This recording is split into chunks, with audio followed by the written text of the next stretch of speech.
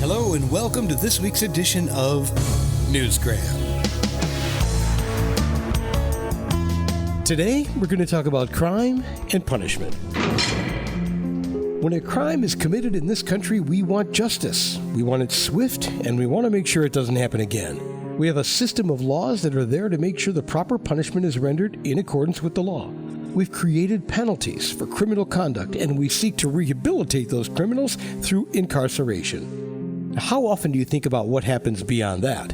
When the bars close, what is happening to the person locked up? We don't really care, right? I mean, the perpetrator has been dealt with. Justice has been served. But what about rehabilitation? Aren't these people supposed to be punished to the degree that they will realize the error of their ways? And then once educated, depending on the severity of their crimes, then they're often released back into society. It's a complicated issue.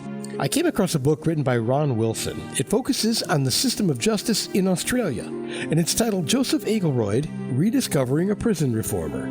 In it, he writes about a man who moved directly from the education system to become Inspector General of Victoria's prison system between 1924 and 1947. Yeah, he was there a long time, and during his administration, prison was run like a school.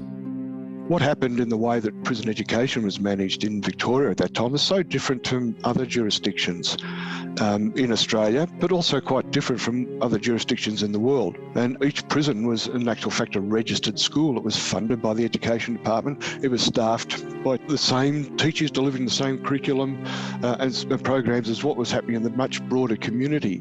So how did all this evolve? Ron set out to find the answers, and at first he had to understand who Joseph Akeroyd was.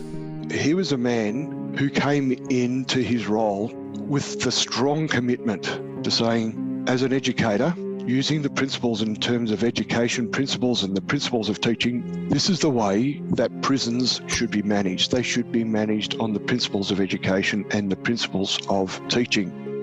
Fundamentally, people are put in jail to be punished for their crimes. That's always been the case, but in order to reform these criminals, Akeroyd chose to learn more about them. Akeroyd, in his educational principles, said what we've got to do is actually start to have a look at why these people are in prison. Look at the man. What's the background? What's happened to this man that he's ended up in a prison environment? So he set about making important changes. He implemented a treatment-based approach rather than a punitive one. But change never comes easy. The system of justice at the time required punishment for crimes committed, punishments like whipping and hanging, and he was responsible for making sure that punishment took place. So where's the teaching moment? What he did, he started to have conversations with the prisoners who were about to be whipped. And he would have a conversation with them before the whipping. Personally, he would do this, and then after the whipping, but he would ask the question, he's got this recorded, he said, what did you learn from this experience? With those guys who were going to be hanged, he applied the similar sort of a structure. Now, he couldn't have the conversations with someone after they'd been hanged, but what he did do was able to have the conversations with other prisoners around saying, what did this experience of you being so close to a hanging, what did it tell you? What did you learn from that? What was the experience that you gained? So he would have those conversations. Utilizing his education background, Joseph Akeroyd revolutionized the way prisons and prisoners in Victoria were managed, with lasting results. Many of his reforms are still around today.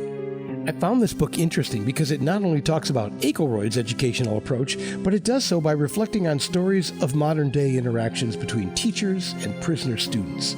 There are all kinds of personal stories where Akeroyd interacted with infamous criminals that talk about thwarted escape plans, being wrongfully convicted and getting that conviction reversed, or his recording of the final days of a man who was about to be hanged.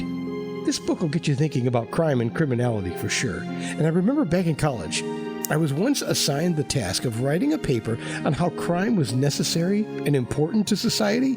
It seems crazy, right? Now, I'm not advocating crime, but it does push and shape our moral boundaries. Justice and reforms are constantly changing, and so is what we view as normal. Ron Wilson understands this, and he chose to focus on one of the pioneers in this type of thinking. His book, Joseph Akeroyd, Rediscovering a Prison Reformer, is a glimpse into education and prison management and one man's inner conflict with reform techniques. The book is available online at various places, and there are links to it right here in the show notes. And that'll do it for this edition of Newsgram.